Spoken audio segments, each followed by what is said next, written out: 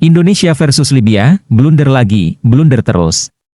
Timnas Indonesia kalah lagi saat beruji coba melawan Timnas Libya. Skuad Garuda kalah karena gol yang berasal dari blunder. Bermain di Titanic Mardan Sports Complex, Antalya, Turki, Jumat, 5 Januari 2024, Indonesia versus Libya digelar untuk kedua kalinya.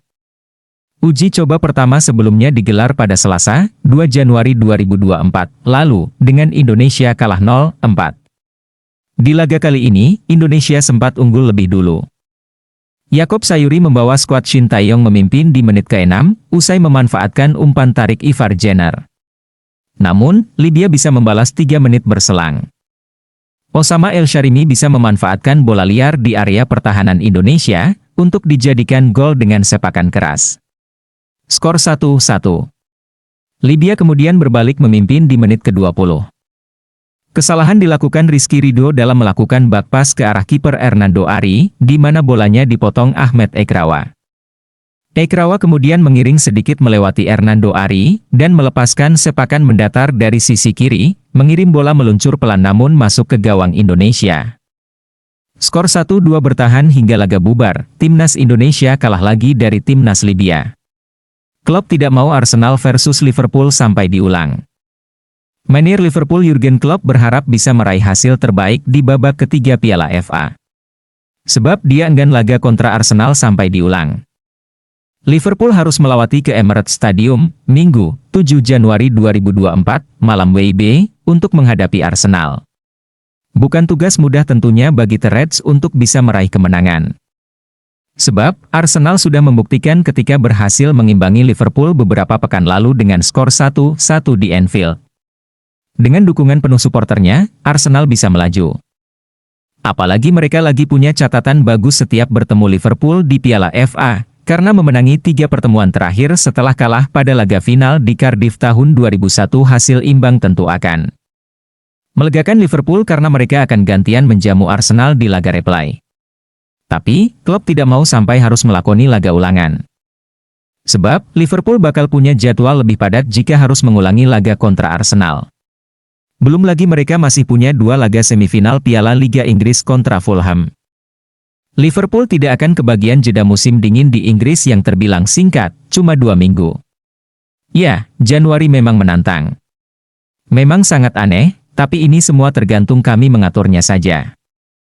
Bayangkan saja, kami punya bulan yang padat di Desember, dan beberapa tim tidak akan banyak bermain di Januari. Kami tidak punya itu, kami harus melakoni 2 laga semifinal, kami akan punya ritme yang bagus, ujar Klopp seperti dilansir situs resmi klub.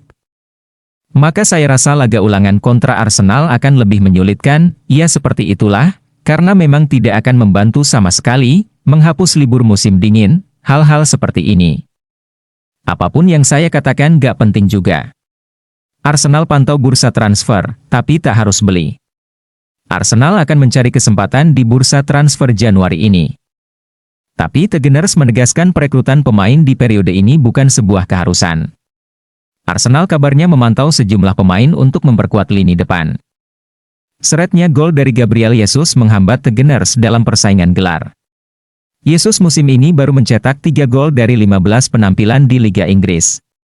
Klub London Utara itu pun disebut-sebut mencari penyerang yang lebih kuat di kotak penalti, dengan Ivan Toney, Brentford, dan Dominic Solanke, Bournemouth, dikaitkan. Kami terbuka di bursa transfer, tapi penekanannya adalah memaksimalkan pemain-pemain yang kami punya, ujar manajer Arsenal Mikel Arteta dikutip BBC. Kami akan bekerja dengan klub untuk menjajaki peluang-peluang dan menelaah opsi kami, tambahnya. Meski begitu, bukan berarti Arsenal akan memaksa mendatangkan pemain baru. Arteta tak ingin justru merusak dinamika tim dengan perekrutan yang salah. Itu sebuah kemungkinan, jawabnya, saat ditanya kemungkinan Arsenal tak mendatangkan siapapun. Arsenal menurun dalam 5 pertandingan terakhir, hanya sekali menang dan menelan 3 kekalahan. Meriam London pun terlempar ke posisi 4 setelah sempat memimpin klasemen Liga Inggris. Kelakar klub, semoga Salah dan Endo out di fase grup. Mohamed Salah dan Wataru Endo harus absen sementara waktu membela Liverpool. Manajer The Reds Jurgen Klopp berdoa keduanya pulang lebih cepat. Loh kok gitu? Tentu saja pernyataan Klopp ini cuma gurauan ketika ditanya soal absennya Salah dan Endo karena membela negaranya. Salah memimpin timnas Mesir di Piala Afrika 2023, sementara Endo adalah kapten timnas Jepang di Piala Asia 2023. Kepergian keduanya dianggap merugikan Liverpool karena Salah dan Endo begitu penting perannya untuk tim. Salah adalah top skorer si merah di seluruh ajang dengan 18 gol dan 9 assist. Endo yang sempat tersendat di awal musim ini kini jadi bagian tak tergantikan di lini tengah, sebagai gelandang bertahan. Endo juga sudah bikin 2 gol. Wajar banyak yang memprediksi Liverpool akan tersendat ketika Salah dan Endo pergi. Tapi, Klopp malah mendoakan agar keduanya bisa pulang ke Merseyside dengan status juara Afrika dan Asia. Saya tentu berbohong jika mendoakan yang terbaik untuk mereka, tapi itu beneran loh. Saya akan senang jika mereka bisa tersingkir di fase grup. Tapi itu tidak mungkin, jadi baiklah. Semoga mereka bisa melaju jauh dan jadi juara, ujar Klopp seperti dikutip situs resmi klub.